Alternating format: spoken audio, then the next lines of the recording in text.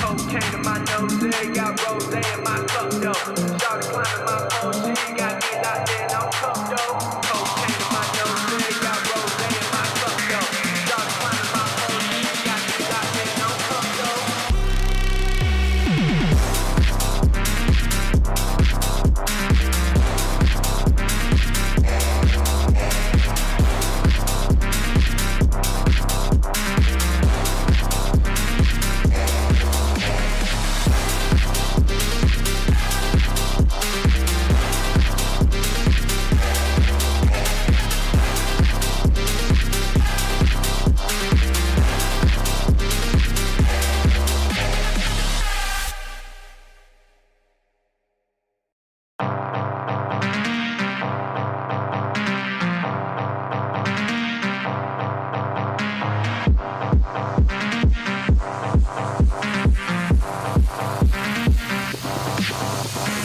Cocaine in my nose, got rose in my cup though. Started climbing my phone, she got me locked in on cup though. Cocaine in my nose, got rose in my cup though. Started climbing my phone, she got me locked in on cup though.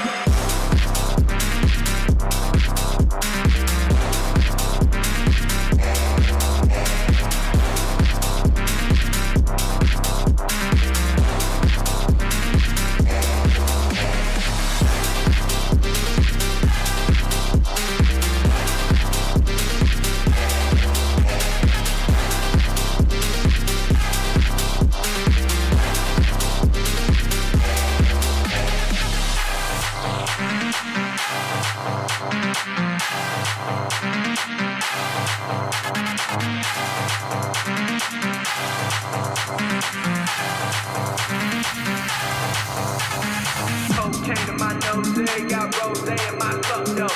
Started climbing my phone, she got me locked in on cup though. Cocaine in my nose, got rose in my cup though. Started climbing my phone, she got me locked in on cup though.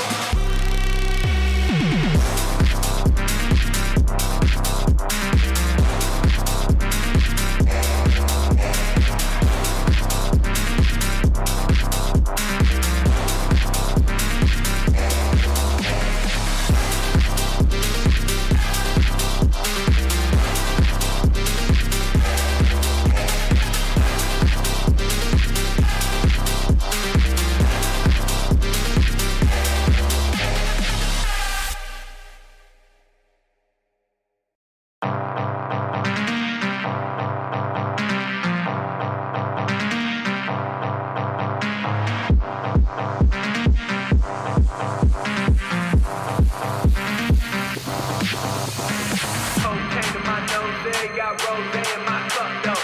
Started climbing my phone, she got me locked in on cup though. Cocaine in my nose, got rose in my cup though. Started climbing my phone, she got me locked in on cup though.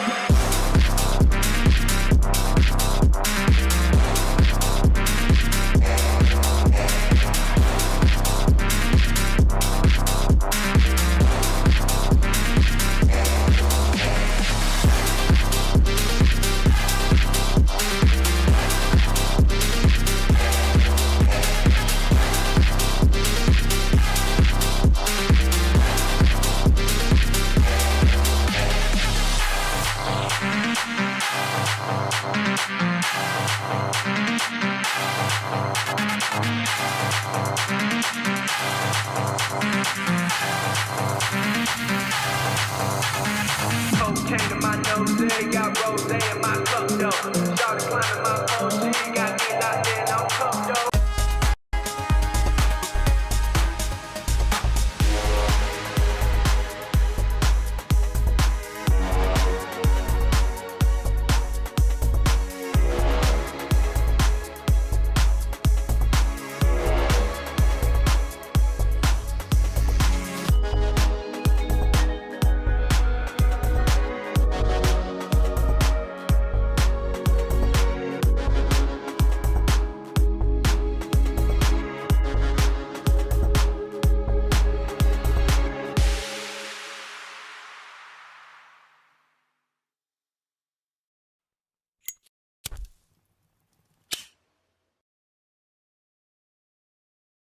Well, good evening, everybody. It's a pleasure to be back. George Morgan here at your service. It's PSGL, it's Wednesday night, it's Spain tonight as well. Lots on the table, lots of battling. The title contest is still alive and kicking. And Jack, it's only taken us 10 rounds. We're on the 11th. It's all to play for.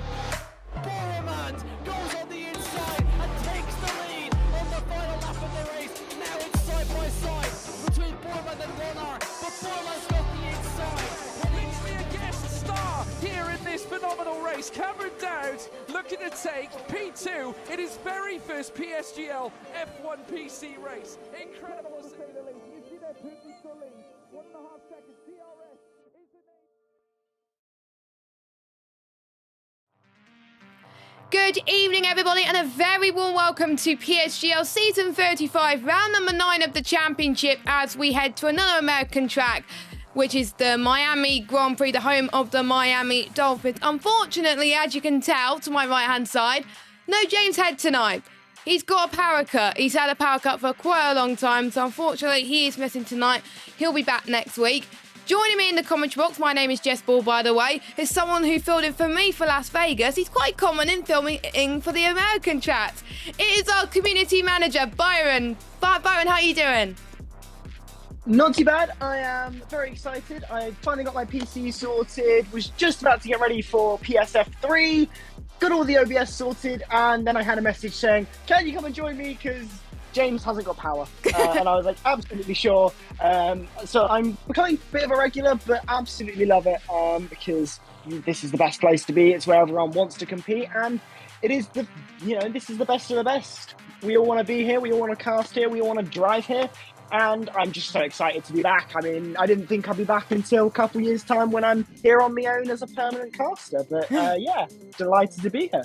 Delighted that you filled in for the last minute. It was about 20 minutes notice as well that I gave Byron as well. So I know he does a good job anyway in the other tiers. So believe me, he's going to do great. But anyway, we've got some great action lining up for you this evening, and we've got the driver standings, and I'm also going to go through with you the stewards report from last week. We only got quite a few stewards reports to go through. Lag warning was received to OP Tim for heavy lagging during the race. Same with Stefano, and then Yossi got a 3-second time penalty removed because he got a penalty that was a bit unfair. So that moved him up a place. And what does that do with the standings? Well, I can tell you, Aurelian still leads the championship, 2 points over Marcados. Marcados took his first win of the season since a few seasons ago in Spain, which was great to see. Closely followed by Urpet in third place. Finally got some points last week. Cameron Dowles in fourth place. He got a fourth place. Fuller Congan scored some points last week as well. Kazizel, unfortunately, had a very poor race last week. He DNF, same with the likes of Benza. And then we've got the likes of Jerome in 10th spot. And then we've got Louis Valentin in 11th place on 21 points. But Marcados was the star of the show last week, Byron. He won his first victory in a while. Can we see him pick another one tonight? I mean, anything's on the table for anyone here. I mean, Miami, it's a pretty difficult track. It's not an easy one, but it could definitely spring up quite a few surprises. I think we've got to keep an eye on, obviously, the top fight, but I think anyone's really in a hunt. I mean, I've raced with a few of these drivers back when I thought I was good enough. Stefano, he's one of the ones that I raced against all the way back on F1 2019, 2020, and 2021. So, I raced with a few of these guys, but, even though I did race with them, that was when they weren't quite as good as they are now. They've got a massive performance boost since back when I raced against them and occasionally beat them, and got to hold my own ego somewhere. But, anyone could do anything here. It's going to be really exciting to see. I'm really excited. We are obviously getting underway for qualifying very, very shortly. So I'm just really excited to see what these drivers do. Yes, indeed. It is a new temporary circuit, the Miami International Autodrome, built around the Hard Rock Stadium. First Formula One race back in May 2022. We all know who won the last couple of races. It was 5.4 kilometres, average speed at around about 220 kilometers per hour. And we only raced one time in Miami. That was back in season 31, and that was when Rowan won that race. So not much PSGL stats to go with, but we will talk that in just later on as well. Louis Valentine has retired. I believe that is his qualifying ban that he's got to serve after missing last week. So he's not here as well. But strategy is going to be interesting, I think, for the drivers. We could see rain around it. We could see everything, not going to lie. So I'm looking forward to seeing what these drivers could do in a possible circuit that could see rain, but it could be unpredictable at the same time. Yeah, I mean, you do anywhere that this roller coaster that is Formula One goes is unpredictable. It doesn't matter what circuit it is, and this race could certainly spring surprises. We could have weather effect. I mean, as we, I got some pictures coming through of the start of qualifying as they're kind of all filtering out for those outlaps. It is a little overcast. It is, a little on the grayer side. So the weather is certainly in the question. We saw at PCF1 last week, actually, funnily enough, that we did see rain affect the qualifying session, and it meant that drivers like Jake Benham, who went out and was just a bit too late, was knocked out of Q2, and it really hampered their race result in the end of it. So this is the sort of things that all of these drivers have to consider. If there's rain on the horizon, you've got to get out as quickly as possible and get the best of those conditions. So really going to be an exciting one, and I'm really looking forward to these first hot laps we're going to get very shortly. Yeah, exactly. As we're going to ride on board with Yossi, who's going to be the first driver who is going to be setting a lap time in True Star. We became full-time last week, and now is his first full-time debut race here this week as well. Done pretty decent in Spain until he got involved in some incidents, so we know what he's capable of around this circuit.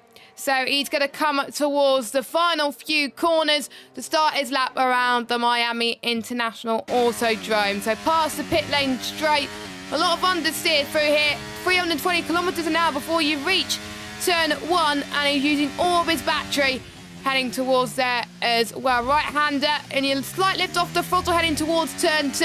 Need to keep the car as balanced as you can through turn 3. A positive camber corner coming up through towards turn 4, which is a really hard braking zone coming up as well. These are very tight sequence of corners that these drivers have got to negotiate around as well. Heading towards another left-hander, then the next DRS straight as well. We've seen a lot of overtakes. We've seen Lando Norris and Pierre Gasly, I believe, collide there back in 2022. I think we've seen many incidents back in PSGL as well, and in other leagues I've commentated on. So it has happened at PSGL. Now heading towards the middle of Sector 2. This is reminiscent of Vietnam as well. In 2020, of course, F1 did not race in Vietnam in real life, which I'm probably quite glad. Past the crest through turn 14 and 15. You're also looking a bit squirmy through heading towards the back straight, but it's the last DRS straight where you're literally going to be trying to gain the most power as you possibly can. He's going to be the first person on the lap, so he's going to be purple Sector 2 then. You've got to brake extremely early as you head towards the penultimate corner, because otherwise you're going to go into the runoff area. Let's see what Yossi could do there. Nope, he's fine through there. Crosses through the right-hand side to gain the best possible traction out of the corner.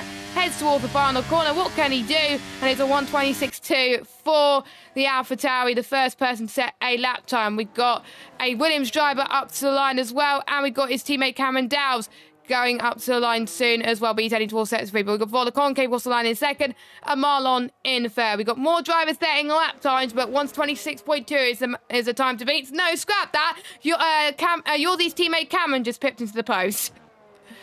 Yeah, absolutely. It's a good lap time there as well from teammate Cameron Dowds, because that is a very solid lap time in the 1:26 flat already. So we're getting very quick laps already. That's not a surprise. That is not a surprise to absolutely anyone. And if you've been keeping along with the action at PSF1, yeah, it's not a surprise in the slightest to you, most definitely. These drivers, though, very good indeed, as all in there up with a first lap time in the 1:50. Aurelian, there we go. This is the one issue I'm going to have. The pronunciations, they are going to be all over the place. But some of these drivers I do know, so those ones will be easy. But Aurelian there already into the 125s with a 9.76. So really good lap times, really promising lap times for a lot of these drivers as well. As, I continue to clock more and more drivers that I know, and it's becoming really scary to me, realizing that I once raced against these guys. But I mean, all of these drivers, they've got really good potential. As Ryan now comes through sector number 2 and into sector 3, and that is not a lap time they're actually setting. And it seems that everyone's really gone for their first flying laps as Mobarak there returns. I'm not sure if there's a qualifying ban there. I don't think so. So that's a bit of an interesting one. I think that might have been from a couple of races ago or something. I'm not entirely sure, but or he might have just chosen to start at the back for fun. Well, Black is a pad goat, not gonna lie. He's one of the pad goats of PSGL. I think one of the only drivers to race on a pad in this tier as well. And bearing in mind, of course, this tier is no assist, as is all the tiers on a Monday night. So if you run no assist on the pad, then I respect you. I don't know how you do it, to be honest with you, as Ryan heads into the pit lane. Keke 31-0 in at the middle sector. A few people struggling a bit on the crest, so they got to find their feet a little bit. But KK is managing it quite well as he heads towards the back straight. I thought the Aston Martin was going to get toe there. I think Keke might have backed off. Yes, Keke has backed off his run. So that is everyone's lapped times done then for the session. And it's already in our championship leader out there on top in P1 and Cameron Dow's in P2. Aurelian still yet to pick up a win in this championship, but he's keeping up against consistent form like he's been showing all season long. He's another driver who I feel like just missed out last week, but he was really happy with his performance in Spain. Maybe someday he could pick up a race win in PSF1, but studies have shown in the leagues I've commentated on, necessarily you don't have to win a race in order to win a championship, because I saw Xander Van Dyken did it in one of the tiers I commentated on in PSF2 back in the day, which was season 29, I think it was, which was a long time ago. So, yeah, really doesn't have to win a race to win the championship, but it will get him on the right foot if he does. Yeah, absolutely. But I mean, you're already leading the championship at this stage. I mean, Aurelian, definitely, you know, it's nice to win a race, but it's not a necessity. You don't have to win a race to really have a good season. I mean, you look at a team in real life Formula 1 like McLaren, you know, they didn't win a race, but they still had an amazing season because they got lots of podiums and they got a good result out of it. It was a tough start to the season, and a lot of the drivers here have probably had a similar tough start to the season. I mean, looking at our second place driver in the championship, Marcados, funnily enough, his start to the season was very poor. 4th, 7th, 4th, and 2 DNFs, and that was the first 6 races of the season. That's a really, it's not a great start to the season, but it's not a bad start either. But looking at those last few races, 4th, 2nd, and then 1st. That win coming in that last race, 2 points off of Aurelian for the championship lead. It shows that the change in form across the season, it's quite high, and it really does show that although you don't need a win, it's very useful. It does benefit you a lot, so that's definitely what I think Aurelian's looking for tonight. Yeah, and of course we've got certain drivers that may not have got the win yet, may have had the form at the start of the season, but they're starting to get a bit weaker towards the middle half of the season, and we only have 3 more rounds to go. Of course, we've got Miami this week, we've got Silverstone next week, which unfortunately I'm going to be missing because I've got to travel to a work conference as well. That is the joys of me being asked to going to the office more and attend more things. I have to do more things work related. So, but hopefully the championship does not get decided in Silverstone, so we can have a championship finale in Bahrain. But I'm trying to remember, when was the last championship finale in PSGL in Bahrain? It probably was PCF1, I believe. Which I think was between Barry Bormand and Thomas Ronhaar. Was it Barry Bormand and... No, it was Barry Bormand and Thomas Ronhaar that was on course for the title that season. Barry Bormand won that one, I believe. If I'm not too mistaken, if someone can correct me on that, that would be amazing. So, championship decided to have happened here at PSGL, and we could see it this season in these guys as well. We've got Ryan, who's on a lap time right now. He's leaving it very, very early compared to everybody else, but he wants a clear track ahead of him. Only driver, as well as Keke, to set a lap time. A lot of pressure for him going into the last well, the second half of this session with 8 minutes to go. Absolutely, but I mean, Ryan, funnily enough, he's one of the drivers that I realised I've raced against. And if anyone soaks up pressure, it is him who soaks it up like a sponge.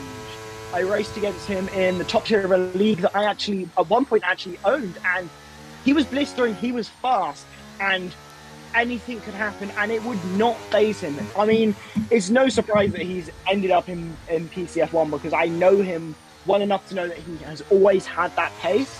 And all of these drivers have amazing pace. And I think, you know, I think he's probably getting the best of the track now because he knows, right, I've got a clean track. You know, I've got enough time that I could go do this lap, come back in, get a fresh set of tyres, and I can blitz it for that final run. It's a very well-timed situation for Ryan. He's not getting any traffic on this lap. He's got the perfect opportunity to blitz it on the next lap as well. Up to the line now for Ryan. And what will he do? Up to 8th, so that's a very respectable lap, actually. A very nice improvement. Obviously, didn't have a lap time up to that point. And a 1:26.358, it's certainly something to build on. It's certainly something to really try and improve on. I mean, when you look at the top time, you know, we still got that time for Aurelian there, the only driver in the 1:15s. I think we're going to get quite a few more drivers join that probably in the next couple minutes or so, I would have thought. Certainly, I think Cameron Dowds will definitely be trying to get into the 1:25, the yellow flag there in sector 2. I believe that's just someone getting out of the way. But, I mean, we've got a long way to go. So certainly anything can happen. And I think there's still definitely a fight for pole. Cameron's just ran out of deployment in the final sector and he goes top with a 1:25.8, so he's beaten his previous time by quite some margin and he's a tenth quicker than Aurelian as well. Cameron Dow's the only driver this season to pick up 2 victories this season, 2 wins in a row in Monza and in Singapore. And he's doing ever so good. As Stefano comes across the line into P3, a respectable lap time from him. Ryder Dow just comes across the line into P3. We've got one of the Mercedes up to the line. No, but it's not. It's Tom who goes into the pits. Tom was very unlucky last week, did not score any points, and he did not, I think, even make a lap. So he's got a lot of work to do in order to find his feet in the championship too. Wiener, unfortunately, invalidated his run, and I think he's going to go into the pits very, very shortly. What about Cazizzo? He is unfortunately invalidated, so he has died it in. It's a common factor, I think, in these next few stages that a lot of people did not get their laps in at this stage, but it is not that long until the end of qualifying. I want the chat to let us know in the commentary box, who do you think is going to get pole position today? I can't call it at the moment, but if I'm looking at what James said in the chat, I think I'm going to have my money on Aurelian for pole position. What do you think, Byron? I mean, when you look at the lap time that's just been set from Cameron Dowds, that's surely going to send a bit of fear across this paddock. I mean, like, that's a blistering lap time. The only driver, obviously, in the 1:25.8. I mean, it was really a question of who would be the next to join. Obviously, now Stefano has also joined them in the 1:25s as well. Very slim margins between Aurelian, and Stefano. So very close between those two. But Cameron Dowds, I think, has certainly put a stamp on a provisional pole position. And this really opens a massive door for Cameron in terms of, I am on provisional pole position. I can now blitz this final run. I can put on a new set of tyres, go out, and I don't have to worry about if I've got a lap time that's good enough and being conservative, because you can just absolutely throw it balls to the walls, drive the car as fast as you want, throw it into the corners. You can really go aggressive with it, and that is exactly what Cameron is opened himself up to. It's a brilliant lap time, and it really has opened up a amazing opportunity for Cameron Dowds to take pole position here. He's currently sitting 4th in the championship, and he's only 11 points shy of P1. So if the likes of Aurelian and Marcados and Erpek have a really poor showing in this week's race, then maybe Cameron could climb himself back up into championship contention. And he's only just 14 years of age, and I don't know what I was doing at 14 years of age, but it wasn't this. It wasn't commentary, and it definitely wasn't racing with these guys, that's for sure, in a big talent stage here at the moment. So Cameron Dowds, he's got a nice thing to live up to against other guys as well. Obviously, Otis Lawrence, he was young when he started in the big stage as well. Alfie Butcher as well, who is now in F1 sim racing now and has done a great job there. Many young guns have gone on to do great things in league racing. And of course, Jarno Opmeer, a multiple PSGL champion on both the PC and the PS side as well. And it shows you can go on to big and great things. 2 minutes left to go of the session. I'm going to go and get my phone up because it's got the poll up on who you think is going to get pole position. You see, whenever we talk about predictions, someone puts a poll up. You see, we See, all... it's just me. I'm just that good. I just decided I'd it's your job at the end of the day, Byron. Yeah, to be fair, but I am, making sure that we get these sort of interactions up. But we are getting to the final stages of this qualifying session as Connor asks, who's this new commentator? I don't know. He knows exactly who it is. He knows exactly who it is. To which I just decided to drop him a DM about that because that was hurt my feelings a little bit. Hurt my feelings, but here we are. Someone who bottled it in qualifying in the Commentators' Cup. Spun it in the pit lane. Yeah, and here we are. Top tier, and you've got the one guy who bottled it the most. But we move, and we choose to ignore these facts because it will make me cry, and I will be in a corner for the next 7 hours. But the final laps are getting underway. Volokongan is going to be the first driver to start these final flying laps as we do get an illegal blocking penalty. So and restart. It does mean a restart. Woo! We love this game, and it's illegal blocking penalties. And we get another one. Woo! Yeah. And it is Volokongan, though, who won't get a penalty so far and is leading us around on these final flying laps. Volokongan is a known quantity, races in other leagues as well, and I have seen the pace and potential of him, and it's certainly a question of where is the pace in this session. I think a lot of drivers asking that, and Volokongan there, nearly 2 temps up, so that is where the pace was. It was in Sector 1, because that's a brilliant first sector, and would already take him all the way up to about P5. 8 if this lap time was to start. Oh, P5, okay. Even I was playing conservative there, but a brilliant Sector 1 time there. Can he hold this through? This is a blistering lap time so far in this session. Can he hold it through Sector number 2? Very nice through there. That corner, very tricky. Want to ride over that curve as much as possible, but be very careful and wear it at the same time. Still about 2 steps up, so still a very good and very respectable lap time. Everyone's sorting themselves out and filtering out, and it doesn't look like Volokongan is going to get traffic in this final corner, which is working perfectly to what he would have wanted. But now around the final bend and up to the line, really stamping your foot on the throttle here. You can, though. This grip is this track is very grippy. It's very nice. And up to the line, it's 3 temps improvement. It's up to 5th. What a lap time there from Volokongan. Tom there up to 6th. Raced against him back in the day on F1 2020. And he is absolutely blitzing fast. It gave me plenty of setups, and it made me just about quick enough to compete. Not with him, though. Maybe the back of the field, if anything. But Stefano, wow, what a lap time there. Brilliant there for a 1:25.756. Brilliant. And it doesn't look like Cameron Dowd's improving. He's not improving at all on this final lap. And Aurelian isn't either. So this is a real question because it doesn't. Yeah, there we go. Cameron Dowd's into the pit lane. So no improvement from there.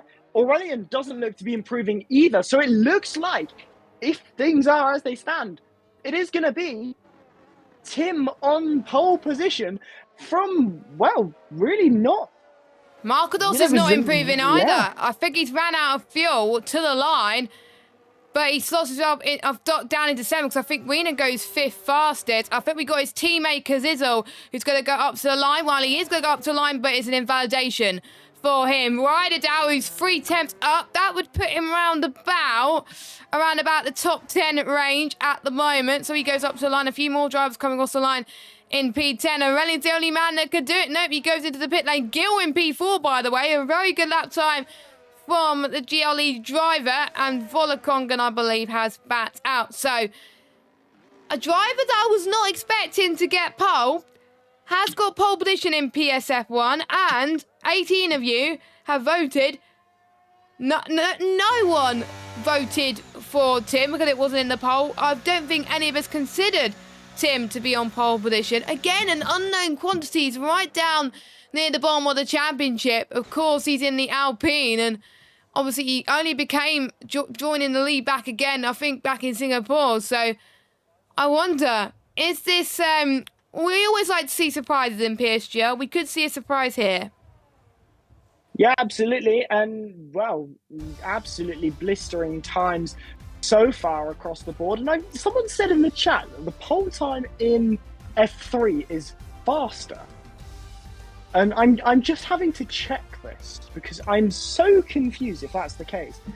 The track conditions here must not have been ideal because apparently, genuinely, the pole position time in F3 was much faster. So I'm just having a look. I will go through the results whilst you do that, as Tim is fastest by 49 hundredths. We've got Cameron Dowles, Arenin, GL Gill, Stefano Wiener, Jerome Marlon, Marcados, Ryder Dow, Volakongan, your top 11. And we got Tom, Stefano, Kazil, Yossi, Ryan, Pet, your top 17, separating by less than 7/10 a second. And 3 people did not set lap times. But before we head to the main action and us rambling on a little bit more, let's have a quick word from our title sponsor, shall we? GT Omega.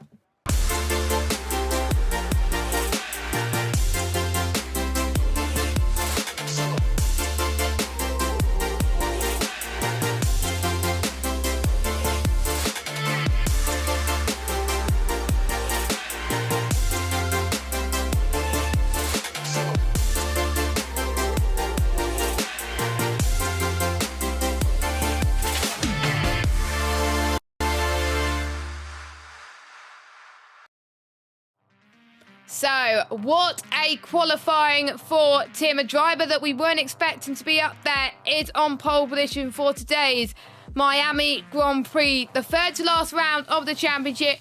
We got myself and Byron that's going to be taking you through the action. And we got the 9th round of Demolition Derby as they're about to get a lobby restart. But yes, our championship leader, of course, starting in third, pretty much higher than most of his drivers. Most of the drivers did not improve on their lap times as well. And I can confirm that the F3 pole time was faster.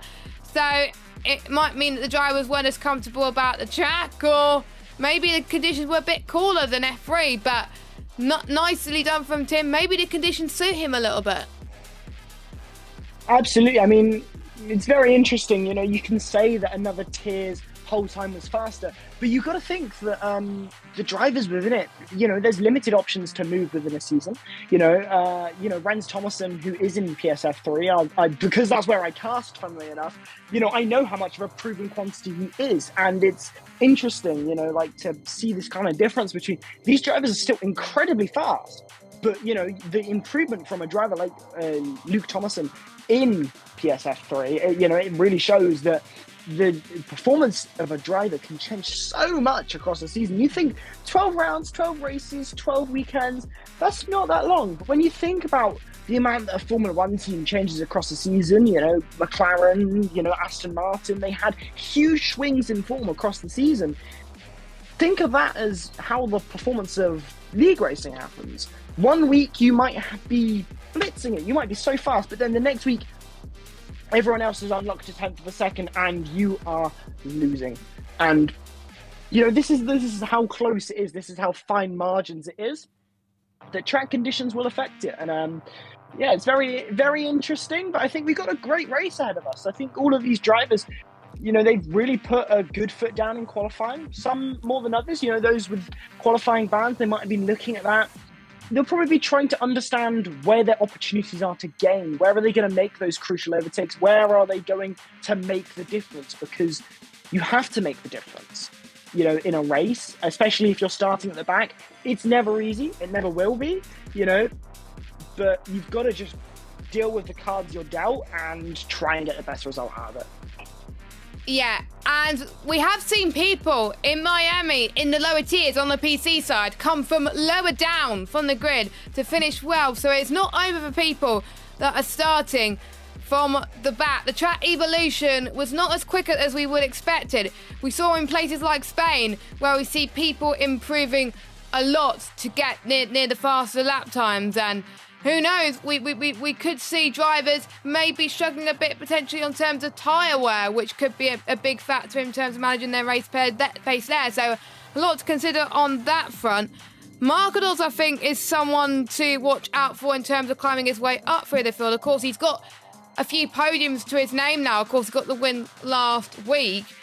Of course, he didn't get the pole that he would have wanted here, but usually sometimes getting the podiums and wins that you need could help you with that momentum into the final few rounds. Because don't forget, he's a point shy of Aurelian in the championship, which, going into the last 3 rounds, it's great to see this championship that close. Another close championship. We had a close championship last season as well. This season as well, we've got it down to, I think, 1 point.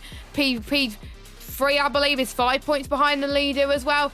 Literally 4 drivers could win it at this point, and it is anyone's game. And luckily, the drivers have been very good lads as they are about to get started with the lobby, and now we're very, very quick in getting the grid set up. So, well done, guys. We're about to get some PSGL action going once again. Absolutely. I mean, this is exactly what we're all here for. We all want this race, and we all want to see what happens here because it's anyone's game, really. There's a lot that could happen, and we've now got a lot of drivers about to take to a track that it's a little more unknown. You've not had as many years of racing around this track. A track like Bahrain, which obviously came back in all the way in 2014, or stakeholders. Tracks that have been an absolute staple hold of the championship all the way back as far as 1950. Tracks like Monaco, tracks like Silverstone, although they've had their changes, they're still very much the same circuit. And in the F1 game, the time you spend on a circuit does correlate to how comfortable you are driving it. Sure, it might change a little bit. Sure, the asphalt might change. Sure, the grip will change and the cars will change. But your knowledge of that track stays the same. And that's why a lot of drivers will be less comfortable around here, but more comfortable around tracks like Bahrain because they've driven it for so many more years. And this is what they all need to kind of think about and consider. There's a lot to go, and a lot to think about and a lot to look at today, I think.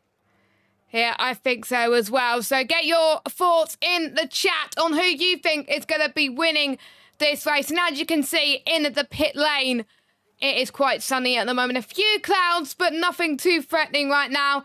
And a final plug before we start the race for our title sponsor, GT Omega. 5% off all GT Omega products by using the code PSGL at checkout. Or you could use a link in the description. Or you could use the command !GT Omega in the chat as well. They're having a January sale right now, so make sure you check their products. I believe they were there at the Autosport show as well on Saturday, which I'm glad I couldn't go to, but I'm sure a lot of you saw the sims that were going on there as well, and they've got plenty of events happening throughout the year too. Where they are just about to get their setups and strategies going. Ryan has been given, Ryan gives them a time of when they can ready up, of course, so it gives them time to do that, and then once that time has passed, we could then get started. I'm gonna put you on the spot again, Byron. Who do you think is gonna win this one? Oh, don't give me that. I've not had enough time to try and absorb qualifying, let alone to even think about this race. I mean, I just thinking about that pole time from Tim, it's kind of got me thinking that maybe it's a bit of an underdog call, but maybe it is going to be Tim who takes the victory because it's always difficult, to step in, and to prove yourself. But I think with that lap timing in qualifying, you've really got to go with that pace setter.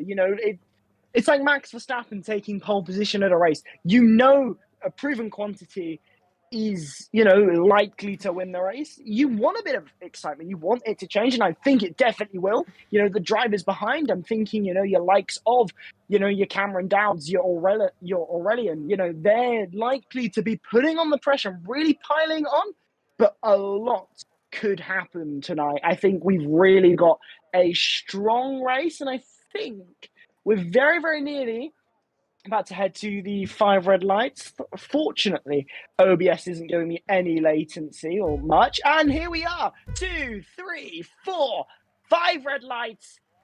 And it is lights out and away we go here in Miami. And it is a pretty poor start for Tim, but it is an even poorer start for Cameron Downs there as he head down into turn number 1. Behind there, you've got Wiener there, I believe. I don't know how to pronounce that name there. Moving a place up there ahead of Marlon. A few drivers losing places already. Stefano there down to the back after a spin. So a torrid time there for Stefano. I raced against him, and he did have a tendency for bad luck. So that reputation has continued here at PSGL and just in racing in general. But Tim leads us away for this opening lap here in Miami, and what a opening lap it could be, and what a race this could be. Anything can happen, and we've got 29 laps to decide and find out. A lot of drivers opting for the hard compound tyres, and that is to be expected, but some drivers are choosing for the softer compound tyres, and that could spring a few surprises. In fact, the only driver on a different tyres was the one driver who I happened to clock, which was Markados. So the only driver on a set of tyres that isn't the hards. But Tim leads us away for this first lap and continues to do so. But this long back straight provides plenty of overtaking opportunities for drivers behind, and we likely will see plenty as Markados there goes down the inside of Wiener there into the final braking zone of this track and up into 5th place. But a good opening lap and a very clean one at that, and drivers still very close to one another. Yeah, they are as well. Hard to softs and soft to hards. The most unlikely out the strategies between the three that we were doing our research on. Hards to me has been the most likely of the strategies. As we've got yellow flag, Stefano's out the race. He's retired from the pit lane, so the damage he had got earlier on in the race had probably hindered him a little bit, and that is his race over. So Hards is a more durable tyre around Miami, and they want to potentially be on the mediums towards the end because it has the most grip and it's more durable compared to the soft. It'll be around about lap 16 prediction that we could see drivers come in to a set of the mediums. No one's opting for a set of the medium tyres to start the race, so we ignored that one. And soft, I would say, around about... Well, I'm just trying to remember how long these tyres last, because Idol and Yossi going side by side, heading towards into the next left-hander as he's trying to go around the outside. Is the AlphaTauri driver, because it all cuts him off a little bit through the crest, heading towards 12, 13 and 14, and he almost hit the Haas driver as well, which was not good at all as they head towards the back straight. DRS is activated in lap 3, but we already got 2 big DRS trains going on. If these guys keep squabbling, they're going to lose out on DRS out of everybody. Yossi to the inside. We got him boxed in with the likes of OP, Stefano and Ryder down. Volakongan trying to go for him on the inside of Wiener, and Marlon has got him too. So Volakongan up into 6th spot at the moment. Markados in the fastest lap of the race. He's 1 spot away of the podium, and his pace is looking very strong right now. But the top 2 are definitely working together, and it seems still side by side goes Wiener and Jeroen towards turn 2 and 3. Jeroen, beautiful stuff, and he's up into 9th. Don't forget, top 10 score points, and Jeroen is definitely doing that. So at the moment, likely strategy is going to be hards to mediums. Yeah, absolutely. I mean, it's a very much the expected strategy, a very audacious strategy from Markados to start on the soft, but does give you the advantage earlier on in this racing. As you did point out, some drivers behind were really scrubbling and losing a lot of time to those in front. But it seems they've sorted themselves out ever so slightly, and they're not losing much time, but all these drivers are kind of scrapping and squabbling a little bit in the minute, and it's meaning they're all losing a lot of time to each other. So the first driver that really nails down and just decides to dart it is probably going to be the driver that really gains out of this, I think. Yeah, I think so as well. And don't forget, this is the long game. They're not going to be burning too much ERS at this stage unless you're going to be chasing them down. As Wiener gets past Marlon, but we've got a battle potentially for the leaders. Tim and Cameron Dowds are fighting towards the penultimate corner. Cameron Dowds to the left, just past the pit lane entry as well. Aurelian might have a spice of the pudding as well. As Tim to the inside once more, gets a switchback, and he takes the lead. Great fighting between the 2 of them. Tim leads this race once again. Cameron Dowds unfortunately couldn't get the move right, and he stayed in 2nd space. second place, but he's got a lot of work to do. He's got a long race ahead of him, so he could just be the patient man that I know he is and he's capable of doing in P2 at the moment. But Aurelian just decided to play a bit of a backseat role in this. He doesn't want to get squabbled too much, so like Markelos and Gil could try and get past potentially 2 in these next couple of laps. Now, this is a straight where we could see some overtakes. Aurelian's going to try and do so. Same with Cameron Dowles. Cameron Dowles going to think about going to the left, and Aurelian tactically follows Cameron Dowles through, and Tim had no answer to that. Cameron Dowles leads this race, and Aurelian in P2. This is not where Tim wants to be right now, so it just goes to show how great the pace Cameron Dowles and Aurelian is showing on those hard compounded tyres. Markelos will be next, and I won't be surprised if he gets past Tim too on this back straight. Yeah, absolutely. But the thing you've got to think about is who's got the most to lose in this scenario, or who's got the most to win. These 4 drivers that are kind of fighting at the top, you know, you think about Cameron Dowles in the championship fight, or Aurelian in the championship fight, Markedos very fast and, you know, kind of getting towards, you know, the higher places in the championship, in the championship fight as well, sorry. Tim has nothing to lose here. Tim really can just blitz it, go for the ballsy moves, because they're so far down in the championship that these points, you know, they mean a lot. So you're going to push a bit more. It's a bit like when Williams, back all the way in 2021, really, you know, they went for a really audacious upgrade. They went for a really audacious strategy in Hungary, and it paid off. They got massive amounts of points, and it worked for them. Tim has nothing to lose, and I think he's really the one to watch, because the drivers in front, they've got a lot to think about. They're in the hunt for the championship. One mistake, they've lost it. Yeah, and it is crucial that they get it right early on as well. So, look at this. Markelos trying to go for a dive bomb on the inside, but Aurelian has said, no, thank you very much. He is now the driver to get past Cameron Dowles. Is it racing or is it ping pong? They keep switching positions left, right and centre. This is generally very clean racing, which I'm quite surprised about. Generally, the standards this season, apart from Las Vegas, have been generally very good from the drivers. Last season, I know we had to, I think, warn the drivers so many times about their driving standards, so I guess they got the memo on that one. Jill gets past Tim up into 4th place, so Tim, our pole man, his race pace is not showing, so maybe the tyre pressure that he set during qualifying only worked for qualifying and not the race. I think his stint, the start of the stint, he's very strong, but as he gets to this point, that is where he struggles. But everybody else trying to not push too much at the start and then balance it throughout the race, and that's what Tim has got to think about. Oh, there's a yellow flag. That's Marlon that's gone off. I wonder if he's made contact with anyone. Jeroen, I think, had a bit of a moment as well. Mabart, by the way, is up into 12th place. We haven't really talked about who has gained the most positions out of everybody in this situation, but Erpek is kind of sitting in 3rd in the championship. He's all the way down in 14th, and he's getting involved in battles which really he shouldn't be getting involved with. And he's getting boxed in his left-hander, and he's being pushed by the Aston Martin of Ryan. That is not good for his championship hopes. He's going to lose out so many points to like Aurelian and Cameron Dowles. So he just got to make the moves done as quickly as he possibly can. Maybe he should have started on a softer tyre like Markedos in order to climb his way through. To the left-hand side he goes, and I think he's got this one covered. Oh, this is very dodgy racing from the back, and I think Louis and Ryder have made contact in the background, and we've got a VSC, Byron. Yeah, I mean, no surprise there. A couple of drivers off into the wall and didn't really move very quickly, so no surprise we get a virtual safety car there, but a little bit scrappy. It's quite ironic. You were just talking about the driving standards being relatively high as everything, all hell and manna breaks Commentators loose as curse. drivers. Yeah, commentators curse coming in once again, but I think I'm wondering what Markedos would do. Markedos is in. I expected this. I really thought the gamble on soft tyres, it was an interesting one, but I didn't see it working. I think it was kind of a bit of goal hanging for a possible safety car, virtual safety car, cheaper pit stop, and absolutely the first sign of a virtual safety car straight into the pit lane. Probably hard tyres. You know, like it, you know, and it is hard tyres as expected, because you can take those a very long way. You might even get to the end of the race. I'm not actually fully sure. I think you can take them to the end of the race. I'm literally just like to have 21 laps. Little look.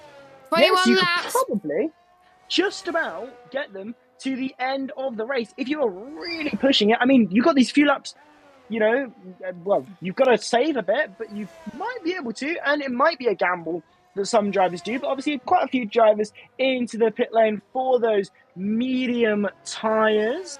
And it's just really seeing about how this race is going to pan out. I think a few drivers have lost out. Yeah, mediums. It's a bit of an interesting one. That is early for the likes of Mubaraka, Keke, because maybe, I think this is what they're doing now. I think there's going to be a safety car, and they're going to do a two-stop strategy. They all started on the hard. They're going to hope another safety car comes along, because otherwise their strategy can be screwed. The mediums here won't get to the end of the race. They won't. Unless they pit around about from lap 16 onwards, the mediums could get to the end quite comfortably. So I think they're going to wait potentially until then, see if they can climb their way through the rest, and just look at the gap between Yossi and Marcados.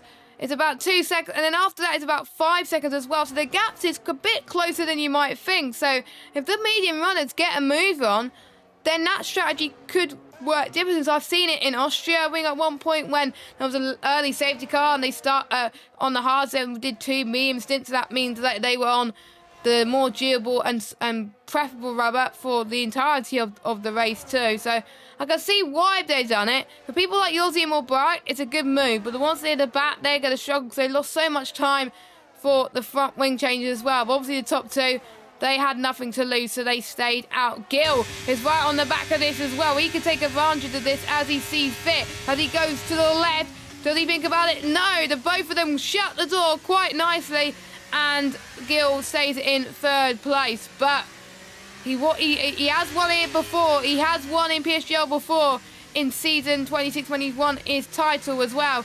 And of course, remember, it wasn't Rowan who won Miami. It was someone else. It was Santeri who won in Miami in season 31. So my bad. I got that wrong. As Gil tries to go for a move, Byron.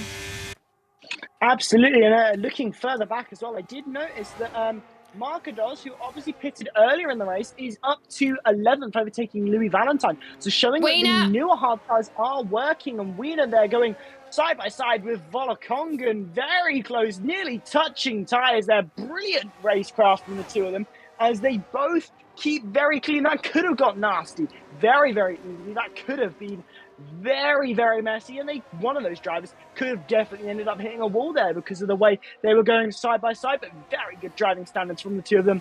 They clearly have raced before because they very much kept to themselves and knew where the other one was going to place their car. But we get new fastest laps as expected. Sauber there with another one as Keke takes the fastest lap there. But obviously on those newer medium tyres, I'm surprised that the lap time on the softs hasn't held up all too well. But maybe that just shows the gap, the differential as those laps go on, and we get that fight for the lead as well. Gil is really closing in on this battle as well. Jeez, this could be anyone's game for the top 3 here. But you've got to think about those drivers behind. You're going to be really conscious of Marcados and those medium runners because they are catching very quickly. So we might see quite a lot of action to come in this race. Yeah, and it's definitely not over. And don't forget, most people near the back will need to do another stop again as Cameron Dowles pulls to the right-hand side, their left as well, and a bit of smoke in the background, which is the tyres heating itself as Cameron Dow leads, as well as Gil and Aurelian going side by side towards turn number 1. Gil tries to get a switch back from Aurelian. Aurelian probably was not expecting that, but Aurelian covers them off nicely. Cameron Dowles leads, Aurelian in 2nd, Gil in 3rd. Tim is back in his into 4th place, but again he's under pressure from Rena as the sun is getting ever so hard for the drivers to see right now, as we've got Mubarak getting past Louis up into 13th spot. The pad go is doing pad things and trying to make his way into the top 10, and he's loving life. And don't forget he started at the back and he's trying to make his way from the back to near the front. Biggest gainers so far, well, we can't go through that until everyone has done their pit stop, as Aurelian once more tries to go for the move. Will Gil do exactly the same? A bit of contact made from both of the drivers, but very respectful race between the 2 of them as well. And it is a very tight corner with a lot of understeer, so you need a lot more downforce to negotiate this corner. Now heading towards the crest once again between these three drivers. If I was Aurelian, I'll be looking at the mirrors of Cameron Dowles now, and maybe even Gil as well. But let's watch Cameron Dowles, as Cameron Dowles has lost touch from Aurelian. It's Gil that he wants to worry about. Now the edge towards his back straight. Tom gets past his teammate Bolakongan, but it's this battle we want to watch out for as we head towards the final corner. Cameron Dowles just about to say that head on. Gil's made a mistake. Gil's made a mistake. It's allowing Tim to be like, you know what, I could capitalise on this as they head towards the start-finish straight. Lap 11 out of 29. Is Tim going to go the lunge and up and over? Maybe just not. He stayed in 4th place, but he could have definitely took advantage of that. Absolutely. I mean, I'm looking at this right now. There's a lot of different ways this race can go. I'm looking at the gap to the leader of this race to really try and understand how much pace are these fresher tyre runners getting. And the answer is a lot of extra pace, because Markados is within 13 seconds of Aurelian for the lead of the race. So if Aurelian was to pit right at this moment in time, a loss of 19 seconds means that that's a 6-second gap lost across this thing. And given Markados wasn't, was in the fight for the lead, that's a massive amount gained. Even if Markados has to pit again and chooses to pit again in order to eliminate, and go for that 2-stop, there's still that differential in terms of if they pit at the same time, you've still gained a heap of time through, having that extra pit stop because of that cheaper pit stop. As we get a battle nearly 3 wide for the lead, but Cameron Dowles down the inside there. Can he hold it, or will Aurelian get the exit? And Aurelian there, a beautiful exit using a bit of overtake for good measure. They run side by side down into turn 1, and that is Aurelian defending the position beautifully in the Red Bull car, and very well held. And that is exactly what you want to do if you're leading a race. You know there's going to be pressure down that straight, but you know exactly how to counter it, and that was beautifully done there. Apologies that you didn't see much of it. My monitor decided to die, so I didn't see much. So I couldn't go on board with the cameras, but that was because it timed out every so often. As Herb picks out the race, so one of our championship contenders is out of it for the moment, so he's got a lot of work to do if he wants to stay in the championship fight later on too. Markados is within 1.2 seconds of Ryan, but let's watch Cameron Dowles as he makes a move towards past Aurelian once again. Nope, he's not going to go for it just yet, so apologies if you didn't see much of it. They were going for the move towards turn 1, we caught that, but yeah, I was wondering why. I thought it was my OBS crashing, but luckily OBS has not crashed yet, touch wood. But we got some things going on in the chat. James making a dodgeball reference. Markados on soft. Let's a bold strategy, Con. Let's see if it pays off for him. Well, at the moment it looks like it is. Can he get to the end? Well, remains to be seen. As Cameron down to the inside, maybe. Aurelian is doing a good job to hold him off, but we saw on the last lap how Cameron and Aurelian were able to go for it in towards turn number 1 as well. Cameron Dowd has got the ERS to use as well, but I don't think he's going to use it in towards turn number 1. He's going to play it safe, which I think at this stage is quite crucial, because it's not going to be that long before these drivers come into the pits. Around about lap 16 is our predicted pit stop time for them to go onto the medium tyres. Will we see people do the opposite of Markados? Will we see people go onto the soft tyres? Possibly, I think maybe. I mean, you have to run probably until about lap, 19, lap 20, but the pace you'll gain from being on those soft compounded tyres, there is a big advantage to be had. It's just about if you're able to get to that point in the race without losing too much time. Because if you're losing heaps of time to the cars behind, it's not going to work out for you. You need to hold a good pace on the hard tyres to then be able to unleash your true pace on those soft tyres and really, really get a massive amount of performance and a really good end to your race. But medium is definitely that safe option. It's the safe bet. It's the one you want to be on. It's the tyre you're going to want to try and strive for. But I think we'll see a few drivers gamble on those softs. Yeah, I think we will potentially, as I think we've got one of the McLarens almost trying to go for the move there in towards the penultimate corner, but he's deciding to think better of it. I think we could see people going for undercuts here. I think we could see, a few people want to go into the pits right now. But I don't think anyone is going to do that, which disproves my theory completely. But I won't be surprised if people near the back potentially could do it. We do see one of them, but it's not someone that you might think. It is Ryan that comes in onto a set of mediums. They can do it, but it's going to be cutting it fine to make sure it gets to the end. So Ryan definitely playing the big gamble train and those medium tyres, going earlier than everybody else, but he's going to be the guinea pig to see how long these mediums can last from this point. So he's the first one to come in. So now he has proven my theory right, that we will have at least someone coming. Usually, Byron, it's full of Kongan or someone, or Markados that comes in early, but obviously Markados came in already because he started on the sock on man and tyres. But no, it is Ryan this week. Yeah, well, someone's got to be that guinea pig. Someone's got to take that first gamble. Otherwise, I think they'd all trundle around the circuit until the end of the race. If they've really got the option to. I mean, why not? Runners, a lot of these drivers, they'll want to run as long as they can if their pace is good. And someone's got to gamble and see, is it worth it? You know, is it worth pitting earlier, or is it worth staying out? But no one wants to take that gamble. You always want someone else to do. You always want someone else to be that guinea pig, because it means you have less to lose as we get another battle for the lead as Aurelian loses 2 places there into the final corner. But this has left Cameron Dowds, I believe, a little susceptible and a little vulnerable to Gil behind, because now Aurelian's DRS back on him. Yeah, both drivers very close to the back of Cameron Dowds into turn 1, though. Nothing worth doing on this particular occasion for either of them. But Aurelian there, having lost 2 places, maybe a bit of blood in the eyes of the bull, potentially. Really trying to get down and get these moves done and get back up into first place. Because Aurelian really hasn't looked out of place in P1 here in this race. And it's very ambitious. You know, James Head did say himself, I think Aurelian's got it this week.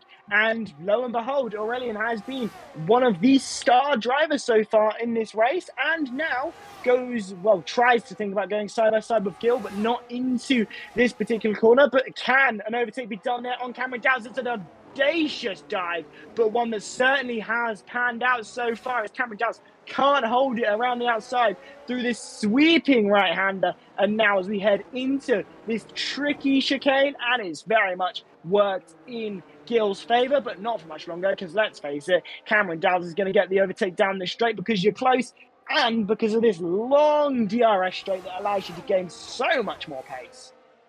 Yeah, it's not compared to Las Vegas. Las Vegas a bit more powerful, but we've got Aurelian versus Gil in towards the final corner as well. I wonder if Cameron Dowds will be looking on the moves a little bit more. Nobody's allowing him to pull away. We've got 2 people that come into the pits. That is our top 2. That is Aurelian and Cameron Dowds is in. Wiener is in. Tom is in. Pretty much a lot of these drivers are coming in, apart from the ones that have pitted early, so we'll keep an eye on those to see how long they could take. And don't forget, some of them will need to stop again. So Yossi is your net race leader, but those tyres won't last that long unless we get like a VSC or a safety car. Yellow flag, right on cue, we could get one. Marlon is out of this race and has binned it. Now where has he binned it? That's from out on the corner. Oh, he's retired on track. He has retired on track, or it might have been just in the pit lane. But yeah, that is him out of the race, and that is his troubles over, unfortunately. But yeah, I think most people did retire from the pit lane, to be fair. I think all 4 drivers, so shame for that. But that means we're down to 16. So no safety car, but that does leave Gil and Tim to be thinking, right, should I wait for a safety car and maybe risk it for a set of softs? Or will I have to try and play it safe and go onto a set of mediums? Usually I like to take gambles, but sometimes me taking gambles just does not work in the best of times. Well, I did notice on this particular lap, at the start of lap 16, Gil actually had a massive lockup and went massively deep into turn number 1. That's why Tim is so close to the back of the Ferrari. Tim was not this close, but Gil lost a couple of seconds, I think, in turn number 1 there. Really had a massive lockup and went massively deep, and it just lost so much time. But now into the pit lane for these final 2 drivers.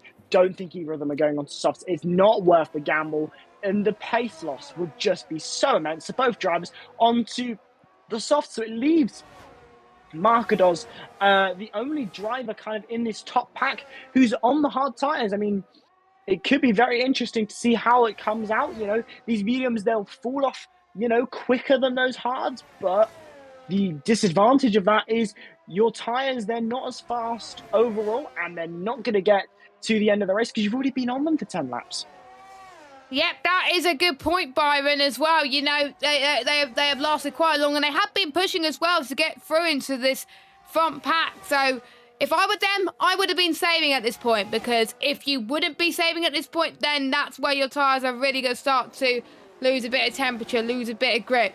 12, 13 laps was predicted time when people would have gone into the pits from the memes for a different tyre. So after 13 laps, they're going to struggle. And that's where Markados is really going to shine. You could already see the optimum pace really shining for Markados as he heads towards his back straight. So we'll see what he can do. They're the last two. Well, they're the top two that have done pit stops. But with Yossi, they make another pit stop. Markados will potentially stay out for the rest of this race, as Markados comfortably and breezes past Yossi to the race lead. Absolutely, but running a little bit wide there through the final corner, it does leave Yossi very close behind. The pace on these mediums will still be good enough, so Markados is susceptible into this turn number one for a bit of a dive, but Yossi thinking the better of it, but very close indeed is Aurelian there with a fastest lap of the race, a 1:28.922, so a very good lap time there. You know, we still got a lot to go in this race, a lot of distance to cover. We still got 11 laps to go, but anything could happen. And the likes of Aurelian with that fastest lap, those tyres have only just been fitted, so that is probably going to send quite a bit of fear into the likes of Yossi and Markados, who are trying to get to the end of this race, but they're probably not going to manage it, and they're probably not going to manage it in a good position because the pace of the drivers behind.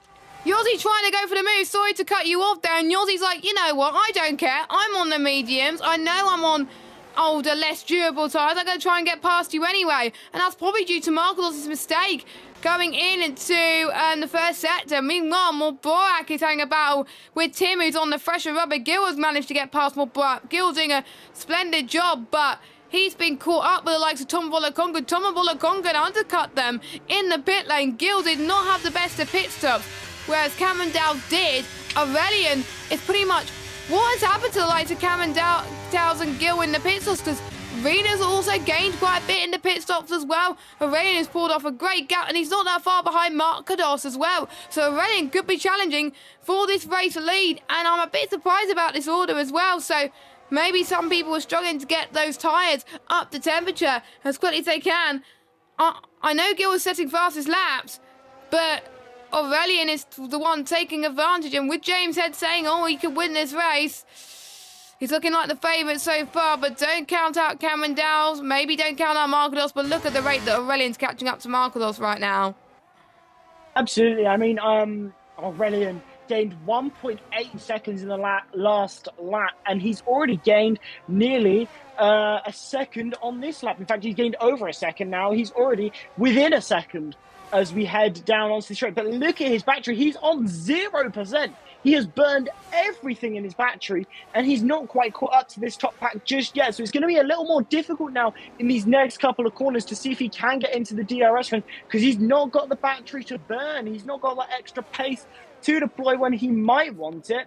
He does just about get into DRS for this long back straight. But really, Aurelian is going to be sending fear into the eyes of the drivers in front, because Markados and Yossi know they will have no response. They will not be able to hold off Aurelian here in the Red Bull, because this pace on these fresh tyres is just too much as they go side by side again and once again change places. But they know it is all in vain, because this battle for the lead is surely about to be dominated by one driver, and that is Aurelian, as Yossi comes into the pit lane off those mediums and onto a fresh set of tyres that will likely be a set of softs. In fact, it will be a set of softs for Yossi, and Aurelian is nearly almost pushing Markados through the corners here, and a very nice overtake there through that section.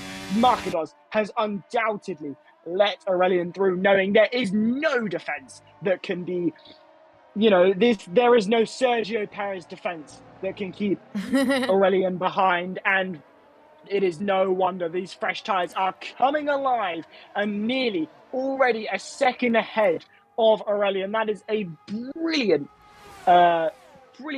thing from Aurelian there to be ahead and really show an amazing amount of pace as Marcados actually goes for a re-overtake, which I didn't expect to see, but But then he Aurelian went too deep. I think Aurelian went too deep there, but Aurelian takes the lead away from Marcados there. So, I mean, it was a bit kind of get loose, to put it lightly, between these two. But Aurelian, look at the rate that Aurelian's pulling away now as well.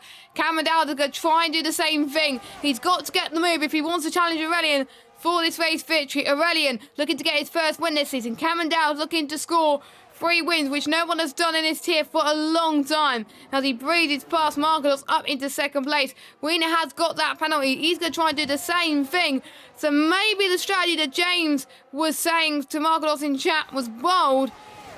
I think I have to agree with you, Byron. It wasn't the right one, because he's literally being passed by everybody left, right and centre. The only way he'll be probably be back in this race is there's a safety car and he goes on to a set of softs. But it's a bit unfortunate he's dropping down, which means he's going to lose out points to Aurelian in the championship, which means that Aurelian could potentially, if he plays his cards right, if he gets a good result next week, he could win the title. Absolutely. I mean, it's really interesting to see the pace drop-off of these halves. It's only been within the last couple of laps that we've really been able to see just how much Marcados is struggling as Gil gets past now, so that's another place loss. That takes you from, 12 points to 10 points, then to 8, then to 6. And by the time you're kind of on the fringes of the point, it's worthless. You've done all this fighting, you've done all this battling, and you've come home with a wooden spoon. You've got nothing out of it, and it's going to be gut-wrenching for Marcados to think, I've gone for something different, I've gambled, I've really tried everything I could have on a different strategy to try and get the best out of this race, to try and give myself the best chance of fighting for this championship against Aurelian. But it's come to nothing. It's really hampered me because this strategy hasn't worked. 2 overtakes in 1 corner, and that's Marcados down to 7th now. So now the fringes of the points, we're getting towards the point of, what was this strategy? What was I thinking? Because you've lost so much pace, so much performance, and now you're really beginning to question, was it even worth the gamble? Should I have gone on a generic strategy and just decided not to try my luck? Well, that question will certainly be thinking long into the night for Marcados, I think, but the fight out in front is still very good, even though Wiener does have a 3-second time penalty, which won't help matters. But this battle between Cameron Dowds and Aurelian still rages on. And remember, these points between the two, they will be important because they're both in the championship hunt. So any advantage is a big advantage. Yeah, they've got to make sure they think on their feet a little bit, as Volakongan and Marcados going side by side in the background as well.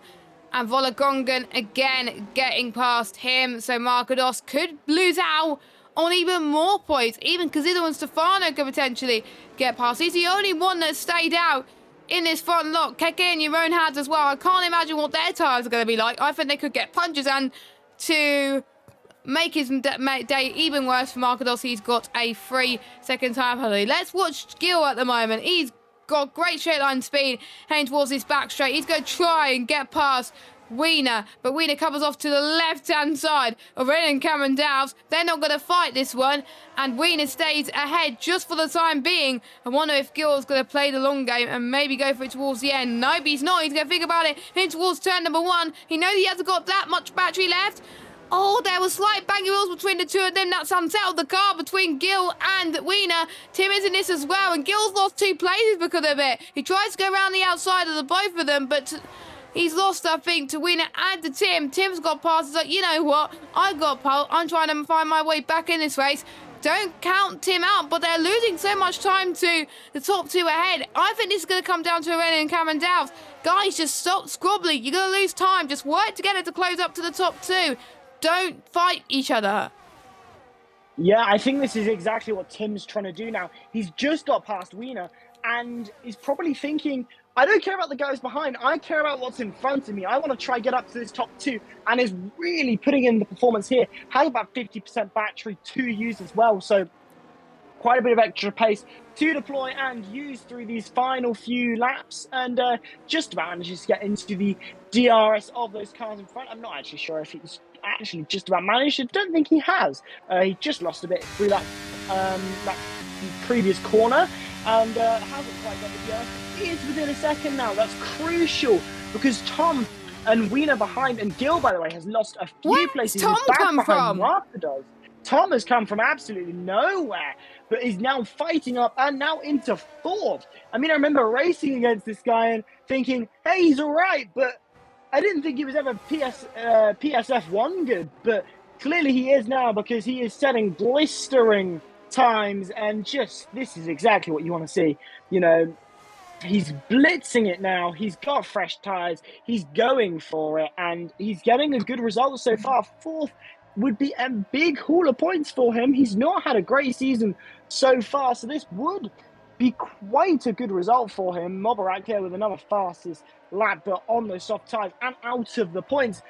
Marcados 7th, still there, but Gil, I think, has lost, you know, quite a few places and really had a terrible end to the race, you know, given they were fighting up for, you know, potentially the win, and Gil's now all the way down in 8th place, back behind Marcados, who, as we know, is really struggling on those 17-lap hard tyres. What's going to happen in these final few laps? It is really anyone's game because you've got Tim, Aurelian, and Cameron Dowds fighting for this win. And if Tom can make his move and try and close in on this front 3, maybe Tom could be in there as well, but he just can't afford to fight. Tim was like, you know what, I don't want to fight either, and this is exactly what he's up to. As Cameron Dowds gets past Aurelian into the race lead, and I wonder if that's going to be DRS chicken once again, as Aurelian is just going to be patient towards the last few laps of the race. Cameron Dowds must know what Aurelian is thinking, and vice versa. You've got to do the opposite, otherwise you're not going to be able to win this race. Aurelian is still right behind, so is Tim. Tom, just look at that time he's losing just by fighting the likes of Wiener and Volakongan. He just got to try and close in. You can't afford to have people just trying to get past you all the time. Just work together to try and close in on this front 3, otherwise you're going to struggle. Wiener's got that penalty, so is Marcados. He's up to 7th. Gil's dropped down to 8th. He has had a horrific second half to this stint, which probably means he's probably done the same to what we saw to him at the opening stint. Very good at the start of his stint, but towards the end, he's definitely struggling. By the way, Keke has gone onto the set of soft, so is Louis Valentin. They've had the race to forget, unfortunately, but maybe they can improve ready for next week at Silverstone. But let us know in the chat, who do you think is going to win this one? Someone's asking in the chat if James's power is back on. The answer to that is no. So, it was meant to be fixed now, but it doesn't look like it's fixed, which is a shame. It's a little down the inside of Ryan, up into 11th place, and 1 place shy at the points. Oh, wow! Ryan with the dive bomb, and he gets past Kazil out to 11th, so Kazil struggled a bit there. Yeah, I mean, a lot of these drivers, I think, are struggling more towards the end of the stint, as Yossi gets past Gil there and up into 8th place. I mean, Gil has really been struggling. I wonder if there's some sort of damage to the car of Gil, because this pace hasn't been there. He was fighting at one point for the top spot in this live stream, you know, and for the top spot and potentially the race win, but it's fallen apart for a driver who was really up there. And I think there's got to be some sort of damage to this car, whether it be a small bit of front wing, rear wing, underfloor. There's got to be some level of damage, because it is just, there's no pace. Oh, Gil! Lost it there. Jeez, that is quite the tank slapper there. Very lucky to have held that. That was a brilliant hold through there, but so much to kind of unpack, because now the battle for the lead, by the way, is now as far down as P7, which is Marcados, who's still on those 19-lap old hard compound tyres, and he somehow seems to be keeping on the pace of the drivers in front. I wonder, Byron, is the medium starting to wear off? We know that the hards can last 21 laps. Do you think Marcados has saved a little bit, letting the drivers through and then starting to push right here and right now? This could be a tactic to work in his favour, but if he gets past these guys, he's got to clear 3 seconds, which is going to be difficult. So I think if I was betting my money, it will be on the top 4. But Bola Congo will be on for a good result if he tries to close in on these guys. So Tom is definitely doing the right thing, trying to close in on these top 3. He probably's got the stream on, to be honest with you, as we start lap 27 of 29 right now. Cameron Dowell still leads Aurelian in second. Tim in third. Tim has not won a race in PSGL F1. Neither has Aurelian this season. But Cameron Dowell is looking to close his way up into the championship. He's 4th at the moment. And he could, I think, close within 2 points of Aurelian by the end of this. I don't know exactly what the gap will be, but you will find out next week once the standings are up. As we head towards another left-hander once again, that's going to be the back GRS straight for the third to last time in this race. Cameron Dowell is pulling away ever so slightly. And this could be a chance for Tim to play some mind games on Aurelian now and maybe steal Aurelian's day. And he's got the DRS, so has Aurelian. No, they both shut the door there. They just got to think strategically on these final few laps. If these 3 keep squabbling, Tom could win this race for all we know. Absolutely. I mean, I noticed that Markados, by the way, has another 3-second time penalty. I'm not sure whether he's on 6 or 9 seconds. Oh, he's only on 3. I swear he had a penalty already, but I'm not quite sure what's happened. But he still has the 3-second time penalty to contend with. That's not great in this race, and certainly not going to help him in his chance of being on this train. But he has fallen off the back of this train, and now Yossi is gaining ever so slightly. So we could see Markados as far down as 8th possibly here, but which would be quite the fall from grace from where he was earlier on in this race. But the battle for the top spot continues to rage on all the way down to 6th now, as obviously Markados having fallen off. But really, any of these 6 drivers could win. I mean, Tom, certainly a good person to bet on. He's not got a huge amount to lose, but there again, neither has Tim. But Aurelian and Cameron Dowell, do not count them out. They are very proven quantities. They know exactly what they're doing. They've won races in the past. They know how to race strategically, and they're certainly going to be putting all of their bets on for a race win tonight. They're certainly not far away. Someone says, what a strategy from Markados. That was so smart. And I'm going to disagree on that. I think probably Markados had... I think it worked if he didn't get a penalty, but I think he's starting to lose. He was in this train, but I think he lost a bit of ground now after getting that penalty, which is a bit of a shame there. Yeah, I don't think he was really at any point massively in the fight for the win after going onto those hards. We knew how much of a gamble it was going to be. Stefano there with a 3-second time penalty, another one to add to your penalty list for this race, up to 6 drivers strong, so not a huge amount of drivers getting penalties, but certainly the drivers getting a little more desperate in the latter stage of this race. So they want to try and make those all-important late lunges, those late overtakes, but they do result in more penalties and more possible warnings, as well as Gil is down to 10th now, really about to fall out of the points. Gil there, out of the points, now in 11th. That is such a fall from grace. Was fighting at the very top for this race win just about 5 laps ago. We're on the final lap of this race. I've only just realised it's the final lap of this race. Aurelian is very close to the back of Cameron Dowell, but you've got to think about the long back straight. You don't want to make an overtake here, because you know that if you do, you're going to fall susceptible to those behind when you come down to the final straight. So Aurelian keeping behind, thinking about the long game, thinking about the overtake for the win, pretty much getting pushed through the corners. All of these drivers, your top 5 now, fighting hammer and tong. Who will win this race? It could be any of them, but Aurelian in fine form, in a good place to possibly take a bit of wheel spin on the exit. 4 attempts behind. DRS is going to go wide open, burn all of the battery you can, because this is the final lap. This is your final chance. It's the Here he goes. Can Aurelian down, round the outside, very cleanly done. Ahead, but down the inside goes Cameron Dowell. Who's going to take it here? The switch back there for Aurelian. Can Red Bull take it, or will Sister Team AlphaTauri up to the line now? It is side by side. It's a photo finish, but Aurelian takes the win by just 37 thousandths of a second. Tim there, only Wow. 2 tenths behind those for the podium. Volakongen in 4th, Wiener 5th, Yossi in 6th. 7th there goes to Tom Markados in 8th. Gil there gets promoted to 9th thanks to penalties for others. And then Stefano rounds out the top 10. And that, whew, take a breather, because what a photo finish that was. That was I insane.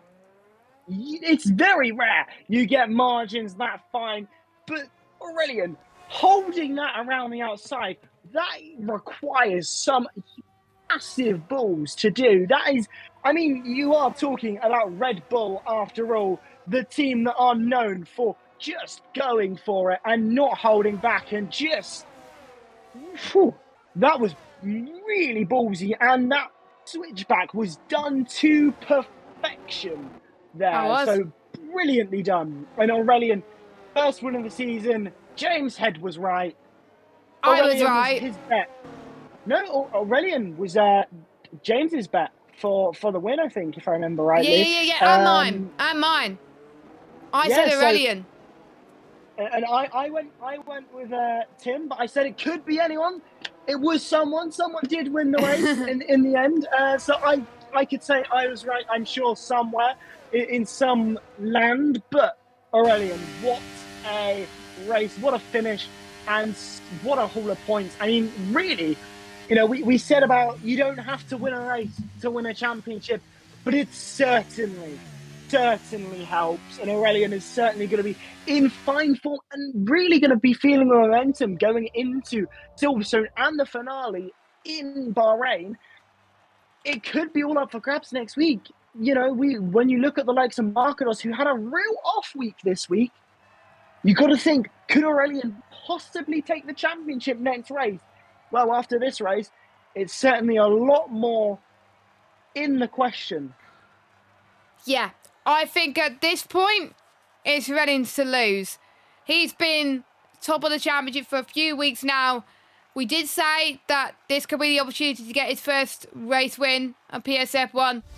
He's finally done it. So I wonder if he's got one hand on the trophy there. My camera skills, not the best tonight. I could sincerely apologise on that one. But we only finalised the comms lineup for PSF1 20 minutes before the stream. But photo finish, Aurelian and Cameron Dow's absolutely amazing between the top two. Tim in third, Volakonga in fourth. We got Rena, Yossi, Tom, Markados, Gil, and Stefano, your top 10. Kazidal, Mabak, Jeroen, Keke, Louis, Ryan, your top 16.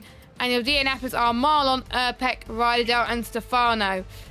James, I'm so sad that you missed this one, because it was a photo finish and Aurelian has got his first win. Maybe you should miss races more often, James.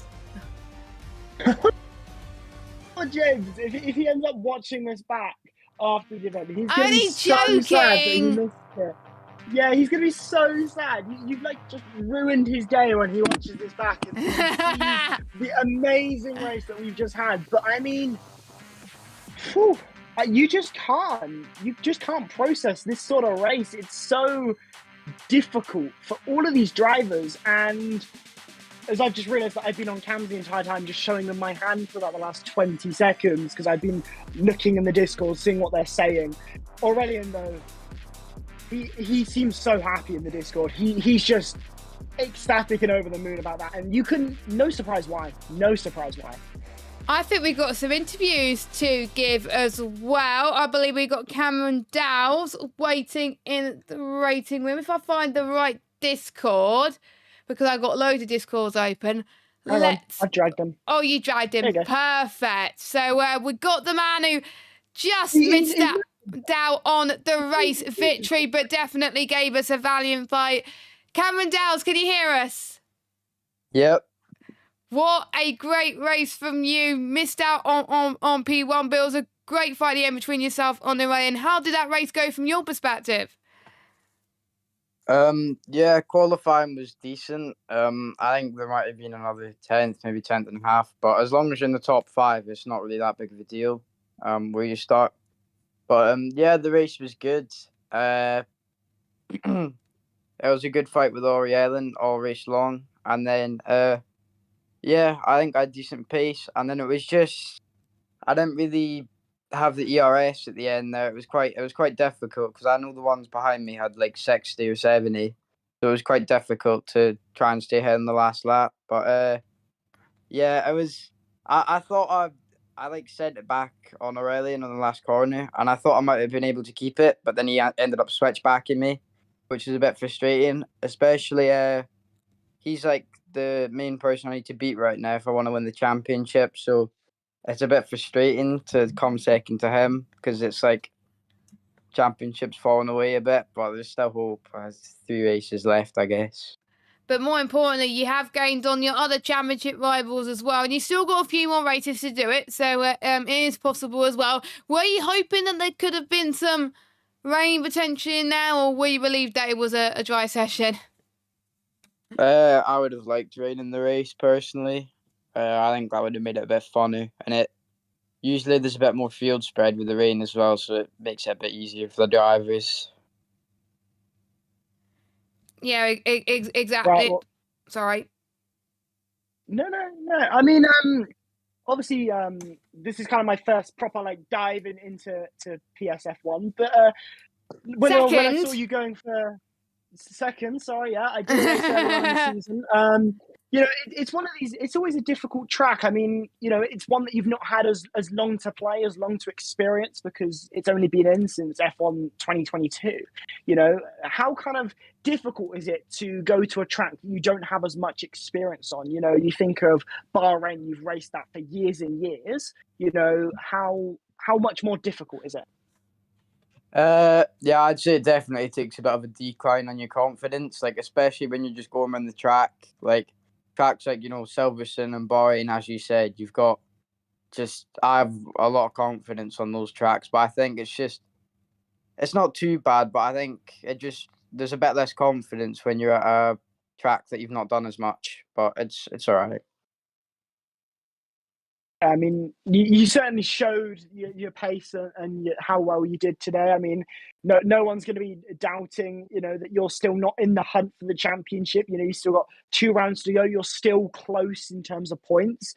You know, how are you feeling towards the end of the season? You know, you said that it's a bit of a knock to your confidence, you know, having lost and falling behind, but are you still confident you can bring it back and try and take the title, or are you kind of trying to limit your expectations and think, you know, I could be the runner up here, but, you know, kind of more trying to be realistic as opposed to thinking I can do it? No, you can't think like that. You don't want to think that you're going to come second. I always like to think I can come first. So that's the mentality I'm going to have going into the last races, no matter what track it is. Yeah, still try and win. Well, fighting words there, and I'm sure. Well, I think I'll probably be back next week to see kind of your fighting words and how you respond, because you know you came second, but I think you'll probably be looking for that bit more next week, and I'm sure me, everyone else, and just kind of everyone's going to be wanting to see how you respond. But a very good podium nonetheless, and you're still very much in the hunt, so it'll be very nice to see what you can do next week. Yeah, thank you. And I think we've got Aurelian in the interview room coming up as well, speaking to us. So we will drag him in. Oh, thank you, Brian, for doing that for me. And it's the man who's got his long-awaited PSF1 win. He just missed out last week, but he's finally got it this week. Aurelian, can you hear us? Hello, everyone. Well, I saw your reaction in the Discord channel of you finally getting that race win, but tell us, to the viewers at home, how does it feel to finally get your first one under your belt? I waited this one for a very long time, honestly. I'm really happy. I missed so many occasions in the past, and today was the day, so yeah, it feels really crazy, especially after with a finish like this. The fun fact is that with Cameron yesterday we did a practice race, and the ending of this race was exactly the same, except that I was the car leading on the last straight. but it was a side-by-side finish, and it was crazy again. That was so And tight. Very, very tight towards the end as well. I could see the tactics you were playing towards the end of this race as well. Was it the plan to be behind Cameron in the final laps, or did you want to be ahead in the final laps? yeah, it was definitely the plan to be behind, like 5 or 6 laps before. To reach up a bit my ERS, because like at the middle of the race with Marcados, I was able to create a 1 or 2 second gap, so to break the DRS. So I tried to burn everything, and I had to reach up after. So I decided to slow down the pace a bit to let Cameron pass, but not Tim also, and it worked perfectly.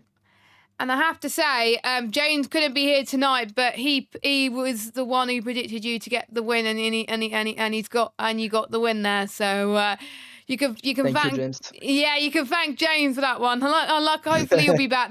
Be back next week. I'm absolutely gutted he's missed your victory. I'm gonna be gloating like no tomorrow to him and tell that as well. But yeah, I mean, Miami, was it generally a good track for you anyway coming into this? The first lap of practice was not that good, but at the yeah, because it's really hard track, but with practice the pace came, so yeah, it's good. Brilliant. We got the final two rounds of the season. You're leading the championship. Don't ask me what the gap is, because I have no clue as well. You got your first potential chance to do it next week in Silverstone. Do you want to win it next week, or don't you care when you win it, as long as you win it? Silverstone is my best track, so I remember. I love that track, so I hope I can take the win again.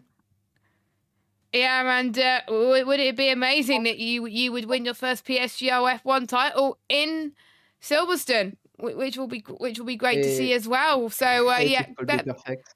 That would be awesome. But you got 2 chances, so if you mess up next week, you still got Bahrain. But Byron, do you have any questions?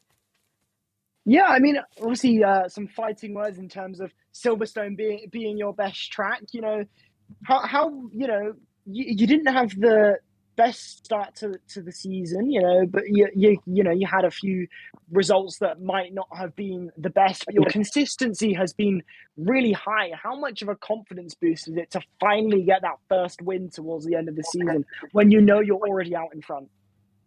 Yeah, it's true that like when I took the lead in the championship, everyone was saying, yeah, you didn't win a race, like a bit, what are you doing here? So it feels really great to finally take the win, and if at the end I can take the title, it won't be without a win, so it's at least you got the win now, so you could say that you won the title with the win if you do that. Yeah, I hope. Well, I'm going to have to do permutations. I won't be here next week, but I'm going to have to do permutations anyway, just to make life easier for whoever joins James in the commentary box. But well done. You could go and best celebrate. Best of luck for the final 2 races this season. And we will see if you could do it at Silverstone. And if not, try and maybe take the fight to... I'm trying to remember all the last races. Bahrain. There we go. But Aurelian... Yeah. Aurelian, the first win for him. Massive congratulations. It was a close one, but well done. Thank you. Right then, so that is it then, I believe, from our podium. Since I don't think we have our 3rd place man in the commentary box, in the rating room. So we'll have a quick run. Pardon? No, sorry, I just say good evening. Oh yeah, good evening, we'll see you soon. Sorry about that.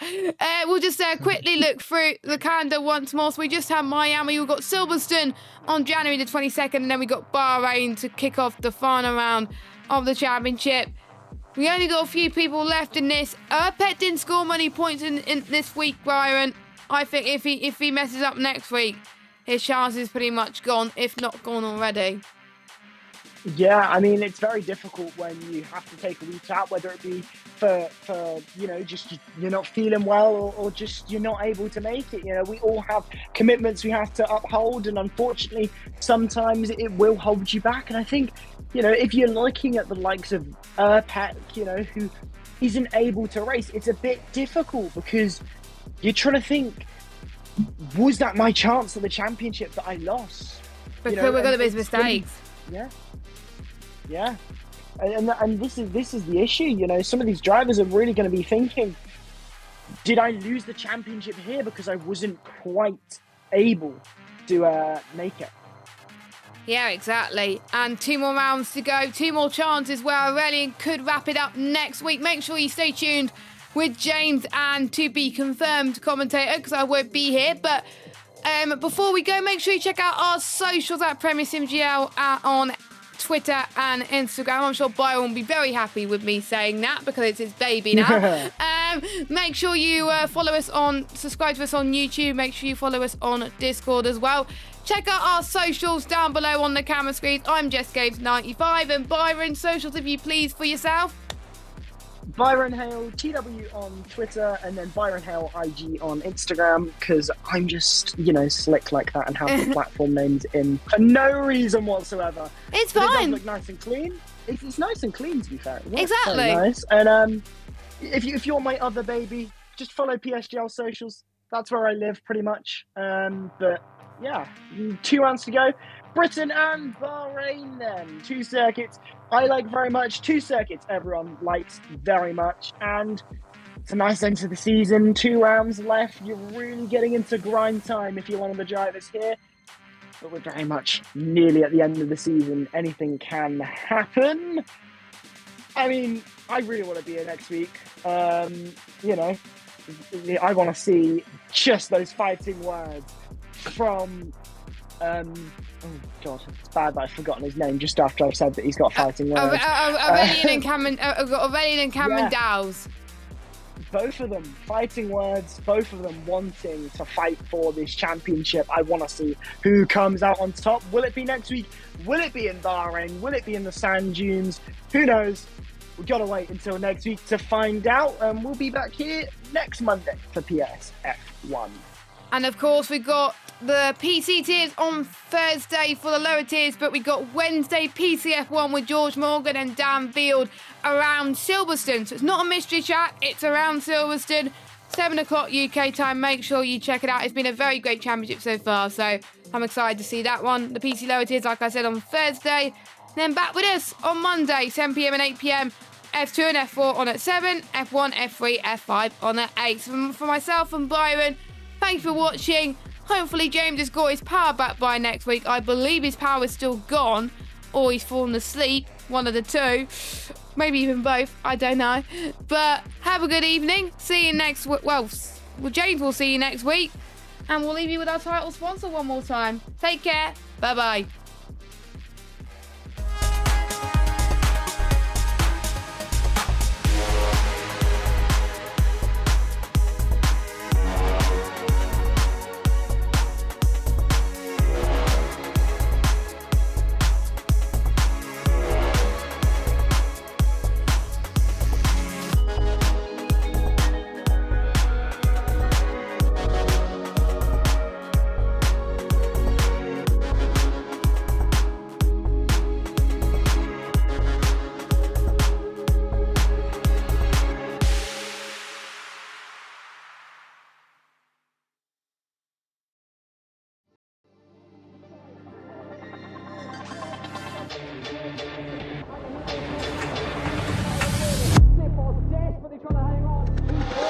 He's got the inside off, here he's through, on the left-hand side, hooks the apex, gets on the power nicely, and that is job done. Jarno Opmeer now, to the last couple of corners now, his finest drive, his greatest drive, and he's done it at the Circuit of the Americas. He returns to the top step of the podium. Once again, the GOAT is back. Jarno Opmeer wins the US Grand Prix in a stunning Grand Prix.